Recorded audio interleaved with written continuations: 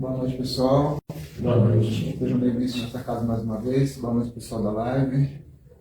Como todos aqui já são conhecidos, a importância de trazer uma aguinha que a gente puder para ser fluidificada, seguir os tratamentos, a importância de fazer o Evangelho no lar, que é uma proteção para a casa de cada um que está aqui, leituras de livros espíritas ou outros para se evoluir cada vez mais, como a casa tem aqui para vender também.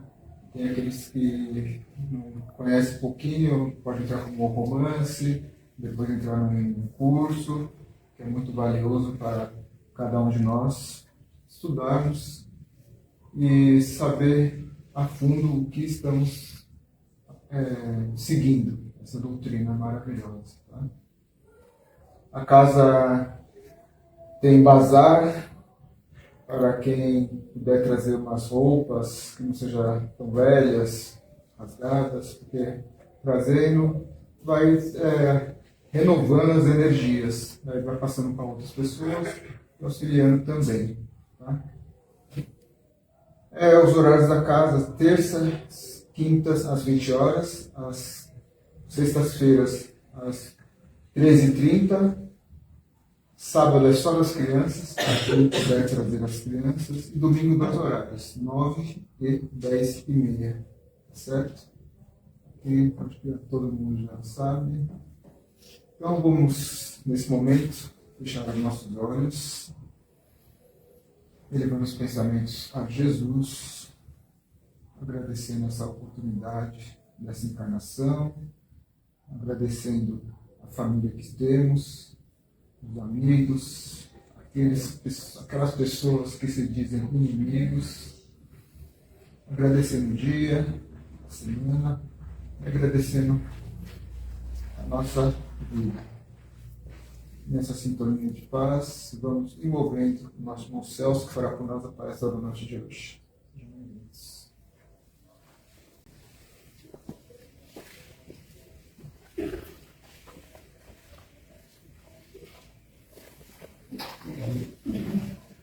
Boa noite a todos. A paz do Mestre Jesus possa nos envolver a todos, agora e sempre. Gostaria de tecer um pequeno comentário sobre a oração.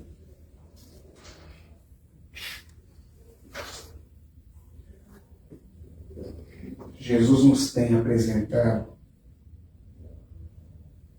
toda uma sequência de informações, de ensinamentos, tidos e interpretados como sendo libertadores. Nunca será demais a abordagem referente à libertação, não por aquilo que se interprete como sendo uma preocupação com os nomes, mas sim no sentido de chamarmos a atenção à necessidade de observarmos os instrumentos libertadores fornecidos, apresentados, cedidos pelo nosso Senhor Jesus Cristo. Os instrumentos libertadores que tendem a fazer com que nos libertemos de nós mesmos, em razão de aprisionamentos, em razão das amarras que se estabeleceram ao longo da multiplicidade das encarnações, em razão das opções e das decisões equivocadas, tóxicas, que tenhamos tomado em relação a nós mesmos, bem como a terceiros. Então, tudo aquilo que se apresentou um dia como sendo divergente do amor de Deus em nós, estabeleceu então em nós um nível de chamamento para a necessidade de nos recuperarmos em nós mesmos por termos nos perdido. Então, o que se estabeleceu em razão destas opções e decisões equivocadas que tenhamos tomado um dia é a manutenção de impressões muito ruins, impressões muito tóxicas, que foram mantidas e cujas impressões na forma das causas que se estabeleceram passaram também a apresentar efeitos. Então, a lei física, toda ação, ela vai apresentar uma reação. Toda causa constituída, ela vai apresentar um efeito num determinado instante. Efeitos que neste instante poderíamos chamar de desconforto, de mal-estar, dor, sofrimento, quaisquer coisas que de alguma maneira estejam nos incomodando. Então, tudo está fundamentado em cima de causas anteriores. E estas causas, elas se encontram ainda constituídas de conteúdos perturbadores. Então, senhores, quando se fala sobre o nosso Senhor Jesus Cristo, é de extrema importância que se interprete os motivos, as razões. Porque Jesus, em nenhum momento, haverá de se apresentar proporcionando algum tipo de auxílio, algum tipo de ajuda, alguma manifestação que tenda a proporcionar algum tipo de bem-estar a alguém sem que isso não apresente um motivo. Então, da nossa parte, há a necessidade de que nós sempre venhamos a interpretar Jesus fundamentado em motivos, para que seja possível, então, interpretarmos melhor ao seu trabalho, e em assim sendo, há a necessidade da nossa participação perante aquilo que se apresenta. Então, para que Jesus venha a estabelecer algum processo de auxílio, então existem motivos. Esses motivos estão fundamentados no quê? Nessas causas antigas que nós temos carregado. Causas antigas que acabaram estipulando um processo de culpa, cuja culpa traz a reboque um sentimento chamado medo, que nos tem proporcionado, então, todo um processo de oscilação emocional em nós mesmos, onde o principal problema encontra-se fundamentado no fato de reconhecermos termos operado contra o Criador que habita em nós. Então, Deus que faz morada em nós, Deus que apresenta vigência em nós, independentemente de neste instante, conscientemente ou não, você vir a dizer que não o considera, que não acredita, que não o concebe, essa é uma questão externa. Internamente, na tua estrutura do inconsciente profundo, você reconhece a existência de Deus porque foi quem te criou. Porque somos espíritos e o espírito ele foi criado individualmente, simples e ignorante, voltado para um processo de crescimento, desenvolvimento e evolução, dentro de um tempo chamado eternidade. Então o espírito ele foi criado para se tornar, a partir de um determinado instante, co-criador de Deus. A partir de um determinado instante em que você consiga sentir Deus, compreender Deus, entender Deus, você se tornará então partícipe de tudo aquilo que tenha sido criado, do que se encontra criado e do que se encontrará criado. E como a proposta referente ao Espírito é alguma coisa absurdamente abrangente, absurdamente profunda, absurdamente envolvente, então há necessidade de se interpretar que para que seja possível atingir a este ponto, há necessidade que você vá removendo aquilo que te tem impedido de caminhar, aquilo que te tem impedido de se desenvolver. E Jesus observa isso em relação aos apóstolos, porque eles carregam muitas dúvidas. E há necessidade de nós interpretarmos que o investimento de Jesus nos 12 apóstolos encontra-se fundamentado na continuação do trabalho da apresentação do Evangelho. Então Jesus já é sabedor de que não vai ficar muito tempo no planeta, é sabedor que não vai ficar muito tempo no corpo, e tem que ir preparando então os 12 para dar continuidade ao trabalho que ele havia iniciado. Só que eles apresentavam muitas dúvidas. E uma das dúvidas que eles apresentavam de uma maneira muito intensa era referente a como falar com Deus. Então, eles até concebiam a oração, eles concebiam a prece, mas eles não conseguiam entender como se comunicar com Deus. E João, que na época contava 18 anos, num determinado instante ele pede para Jesus, de uma maneira muito sincera, dizendo o seguinte: Senhor, quando tiveres um tempo, quando perceberes que seja possível, poderia me ajudar perante a dúvida que carrego de como me comunicar com Deus? E Jesus responde então para ele: eu te prometo. E Jesus tem todo um planejamento de trabalho a ser realizado, e Jesus precisaria então ir para Jericó. Então, num determinado instante, ele pega João, e ambos saem de Jerusalém e vão para Jericó. E em chegando em Jericó, eles observam que a paisagem é árida, a paisagem é desértica, uma paisagem muito rústica. E Jesus vê à frente alguém que está trabalhando num terreno. E Jesus vai até essa pessoa e diz o seguinte: o que fazes, amigo? E a pessoa para o trabalho, volta-se para Jesus e diz: estou cavando um poço. E Jesus pergunta então a ele: a chuva não tem visitado Jerusalém, não tem visitado Jericó?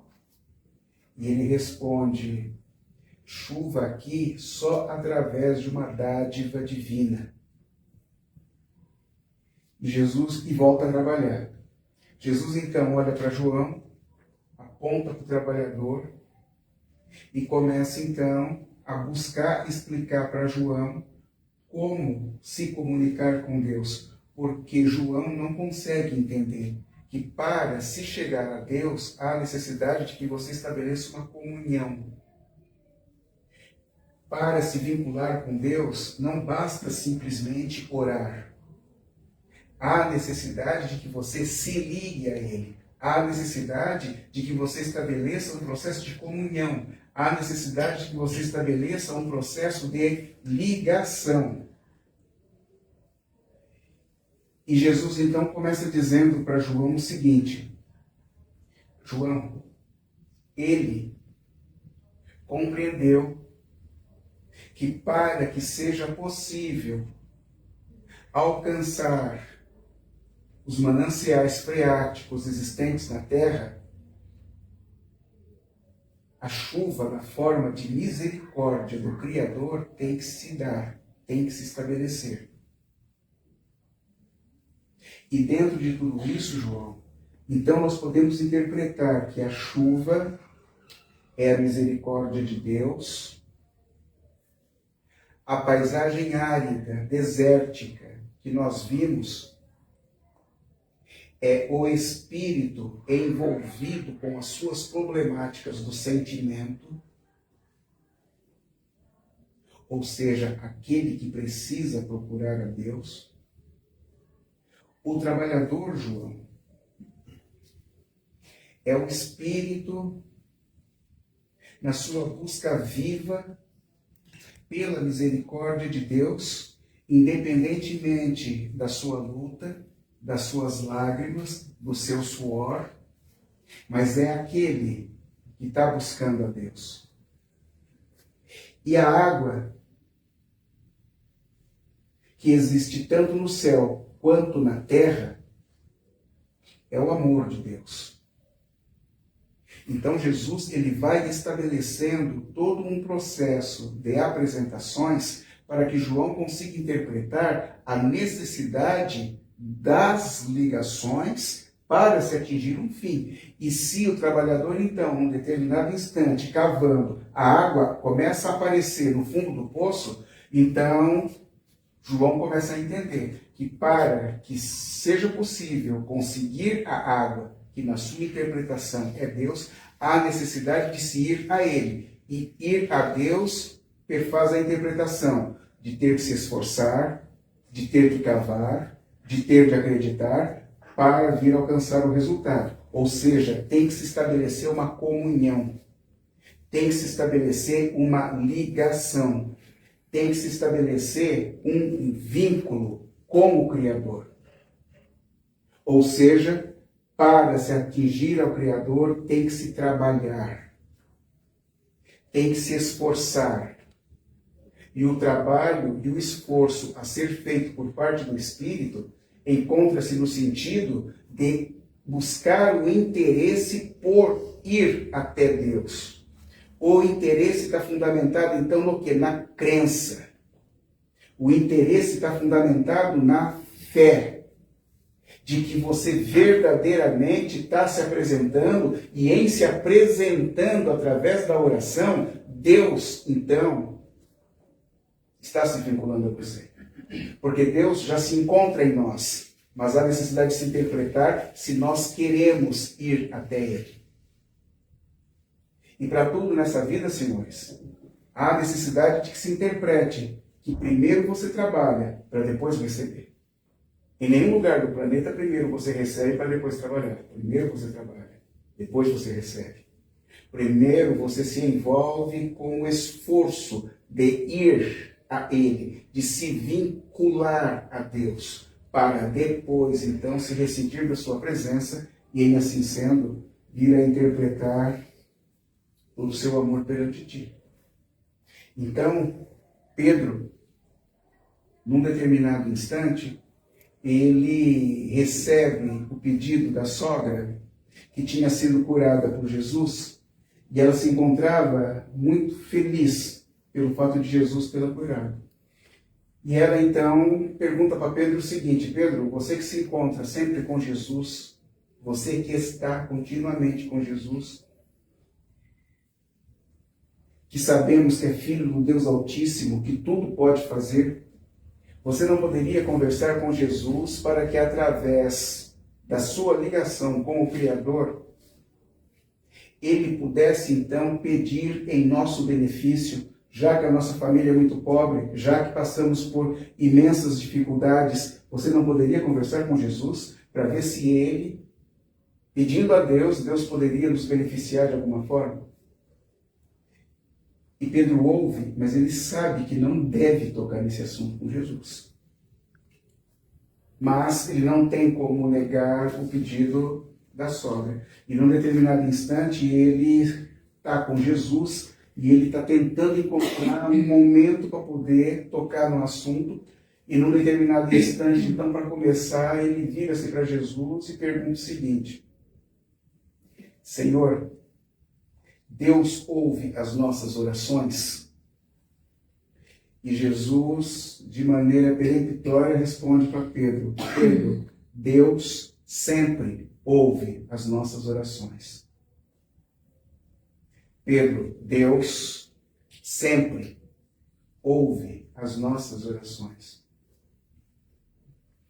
Pedro, Deus sempre ouve as nossas orações. É evidente que Jesus não respondeu 3 vezes para Pedro. Eu estou falando 3 vezes para os senhores, para que os senhores não se esqueçam, em hipótese alguma, de que Deus sempre ouve as nossas orações. E em assim sendo, Pedro sente-se atendido pelo carinho, pelo amor de Jesus, porque Jesus não o questiona em relação à falta de fé. Jesus não o distrata em relação à sua dúvida. Jesus o fortalece na fé pelo fato de interpretar a Pedro como sendo aquele que está buscando a Deus, mas ainda não compreende. Então, os outros apóstolos que se encontram próximos, interessando-se pela conversa, interessando-se por toda essa problemática referente à dúvida que eles também carregavam, num determinado instante, os filhos de Alfeu, então solicitam a Jesus: Senhor, ensina-nos a orar. E Jesus então responde para eles quando quiseres falar com Deus, comece então dizendo: Pai nosso que estás no céu. Mas é muito importante que se interprete que Jesus, quando fala, Jesus, quando aborda, Jesus, quando transfere uma informação, não necessariamente é aquilo que você imagine que ele está dizendo, porque Jesus ele fala de maneira subliminar. Ou seja, Jesus ele fala e você acredita que ele está falando nessa superfície, mas ele está falando sobre algo que tem uma profundidade de 100 quilômetros. Então o que Jesus faz? Jesus ele interpreta você como sendo Espírito eterno, e em sendo Espírito eterno, inevitavelmente que a tua caminhada será absolutamente extensa. E no processo da caminhada, ao longo do tempo, você passará a interpretar as coisas de uma maneira diferente a cada momento em que você suba um degrau. A cada momento em que você se coloque numa situação de interpretação um pouquinho maior, um pouquinho melhor, outras interpretações você haverá de observar. E quando então Jesus começa a apresentar a prece, Jesus está instigando no cristão a necessidade de uma observação diferenciada, além de simplesmente estar falando alguma coisa, além de simplesmente estar se manifestando. Então, quando ele diz Pai Nosso que estás no céu, ele está então chamando a atenção para o entendimento de um Criador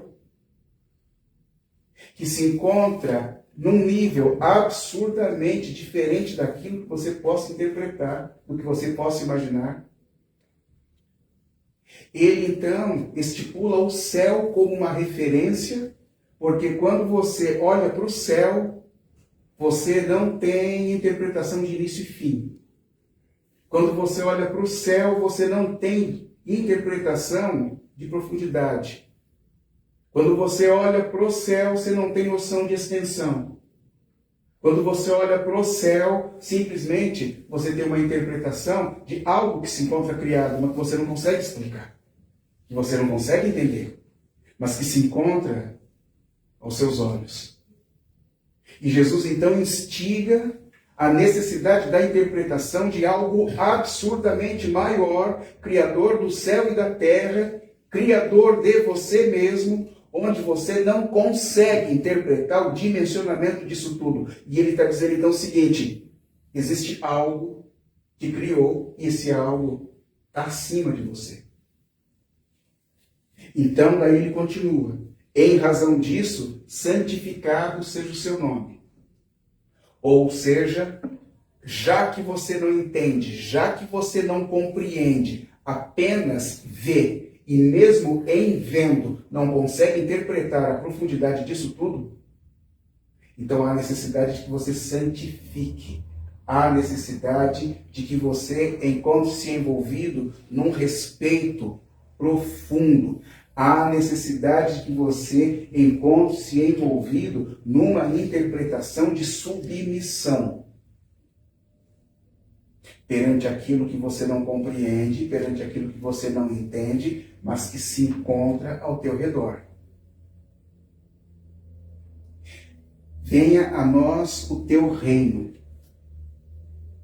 Ou seja, encontro-me tão perdido em mim mesmo, encontro-me envolvido com os meus conflitos existenciais, encontro-me envolvido com inúmeras questões das quais eu não domino, encontro-me envolvido com inúmeras situações que se apresentam como sendo desconfortantes para mim, mas que eu sozinho não tenho conseguido dar conta, que eu sozinho não tenho conseguido resolver. Então, venha até mim, Senhor. Que o teu reino se apresente como sendo uma visão de elucidação daquilo que eu não entendo, daquilo que eu não compreendo, daquilo que eu ainda não consigo chegar. Porque eu não tenho tido forças, eu não tenho tido condições, eu não tenho tido determinação para poder chegar até ti E em assim sendo, eu te solicito para que você venha ao meu encontro. Então, por isso ele diz, venha a nós o teu reino. E seja feita a tua vontade, assim na terra como no céu. Ou seja, que a tua vontade seja feita sempre. Que a minha visão referente a determinadas questões que se apresentam, onde eu não interpreto os motivos, onde eu não sei porquê, que eu consiga compreender que eu preciso me submeter a ti no sentido de que, por você ser pai, então você me conhece. Por ser pai, você sabe quais são as minhas necessidades. Por ser o Criador, você sabe tudo aquilo que eu estou precisando. Então me auxilia a interpretar que a tua vontade é a prioridade. Que tudo está sob o teu controle e não sobre o meu. E que em assim sendo, eu me apresente mais crente em relação a ti. Que em assim sendo, eu colabore comigo mesmo na busca de um entendimento mais claro perante inúmeras coisas que me envolvem e que me cercam. Então Jesus, ele vai estipulando toda uma transferência referente à comunhão. Jesus, então, ele vai apresentando todo um trabalho referente a ir se ligando ao Criador. Todo um trabalho referente à interpretação do esforço que precisa ser apresentado em relação ao Criador. Porque quando ele diz, Pai nosso que estás no céu, é reconhecimento, é trabalho.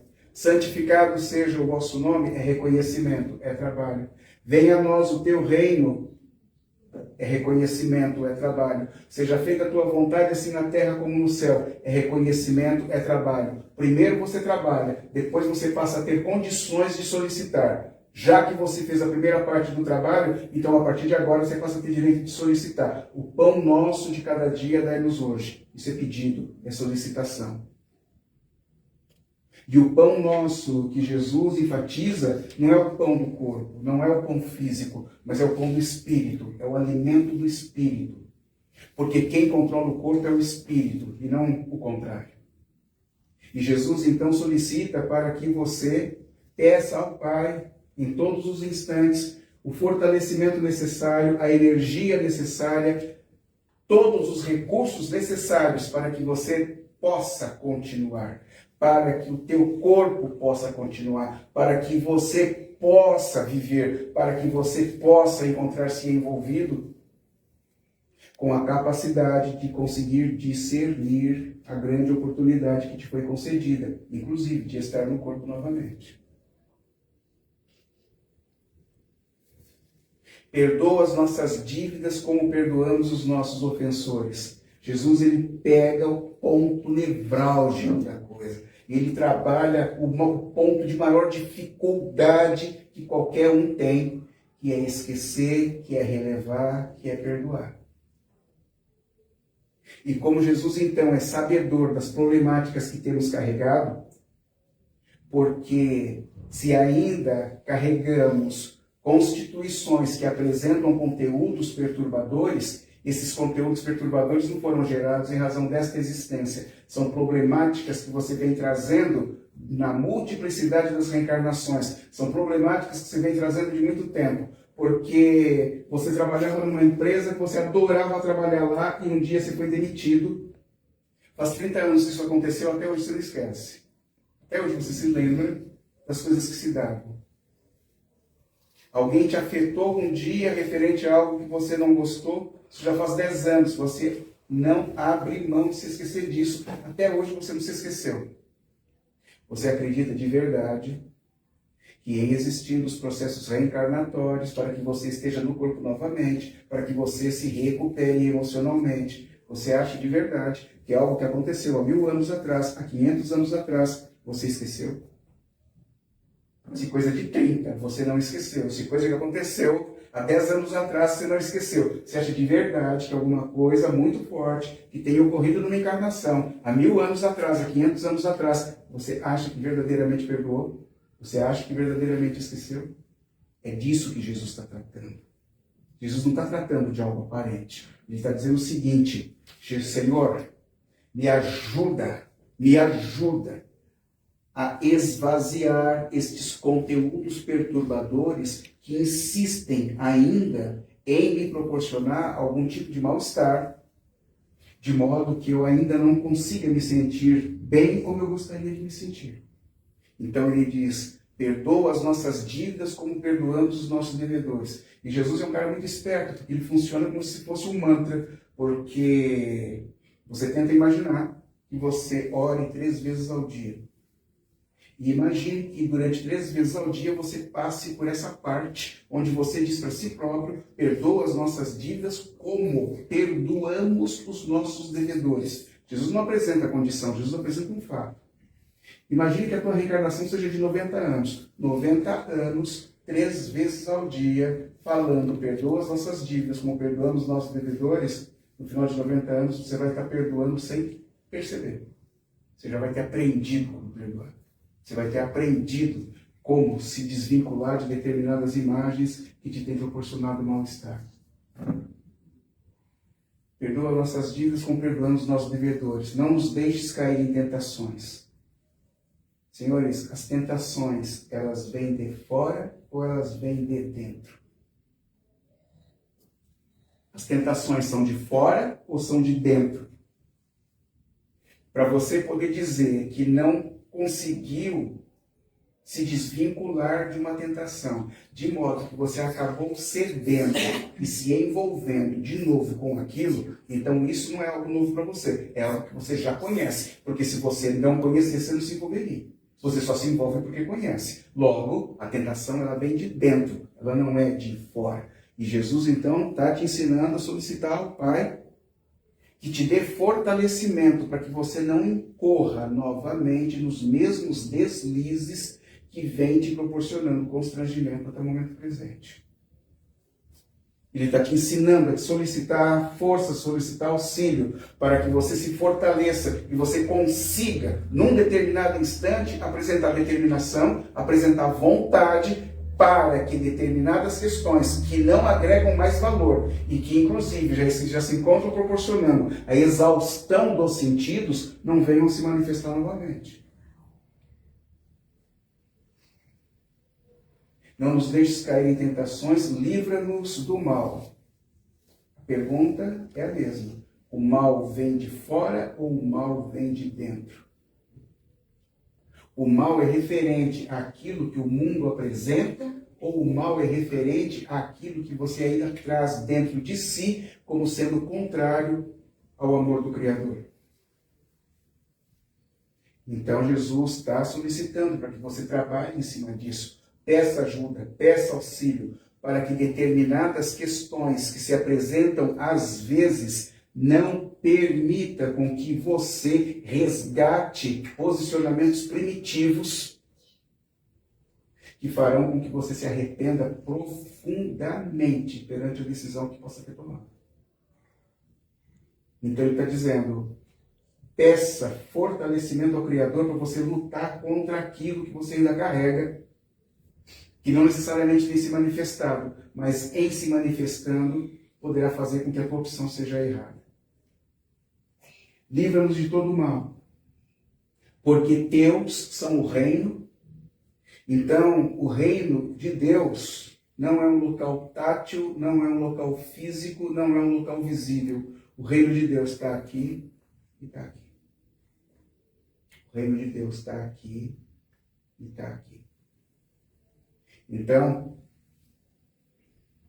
se você tem que limpar a tua casa todos os dias, se você tem que pintar a tua casa para ter uma sensação de limpeza, se você pinta a tua casa para perceber que algo mudou, então você está falando o seguinte: você tem tratado da casa física. Se você trata da casa física, você tem que tratar da casa mental, da casa emocional, da casa espiritual também. E uma vez que você se envolva com todo esse trabalho de reconhecimento e de solicitação também, então você passa a começar a interpretar a necessidade de se encontrar envolvido, partilhando do reino de Deus que passa a habitar em você. Porque o teu porque teus são o reino, o poder que você passa a reconhecer em razão do seu imenso amor, em razão do seu imenso carinho, permitirá com que você o reconheça para todo o sempre. Porque teus são o reino, o poder e a glória para todo o sempre. Então, senhores, a oração é alguma coisa que resgata. A oração é alguma coisa que reanima. A oração é algo que reenergiza, que refaz. E se você puder interpretar a oração vinculada ao Evangelho no lar, que você faça, e a água fluidificada que você coloca na sua garrafinha, isso se transforma num combo absurdamente poderoso, que você não tem noção com o que você vai estar envolvido. Então, senhores, não deixem de orar. Não tenham vergonha de orar. Porque a oração, ela te proporciona tanto a possibilidade de pedir, quanto a possibilidade também de louvar e glorificar. Então, não abram mãos de orar, de pedir auxílio ao Criador, em razão de tudo aquilo que se apresente como sendo uma interpretação de gratidão, como também uma interpretação de necessidade. A necessidade de que saibamos que Deus opera em nós, mas para isso você tem que trabalhar. Para isso você tem que se envolver, para isso você tem que se esforçar. Não é simplesmente falar da boca para fora, você tem que sentir, você tem que se envolver, você tem que comprar esse pacote. E em assim sendo, envolver-se com o desenvolvimento do processo da ligação com Deus. Por isso então que Jesus nos tem oferecido todo o seu auxílio, nos tem oferecido toda a transferência das informações libertadoras, porque é aquele que tem assumido a responsabilidade da transferência das informações libertadoras, dizendo-nos amorosamente: eu sou o caminho, a verdade e a vida, e ninguém dá ao Pai, senão por mim. Obrigado, boa noite. Pessoal, mais uma vez, agora eu peço que todos fechem os olhos, com pensamentos elevados, vibremos muito amor a todo esse nosso planeta Terra, a todos os países em conflitos, a todos aqueles governantes, a todos que se encontram perdidos nesse planeta, vibrando pelo nosso Brasil, toda essa transformação que está ocorrendo. Vibremos mais ainda por aqueles moradores de ruas, deficientes físicos, crianças. Vibremos por todas as casas de gerações. Vibremos pelo nosso lar, pela nossa família, pelas pessoas que cruzam nossos caminhos, às vezes mal-humoradas. Vibremos por tudo aquilo que fizemos ao outro. Vibremos amor. E assim agradecemos o tratamento de hoje. Possamos nos envolver nessa luz azul para que seguimos em paz. Que assim seja, graças a Deus.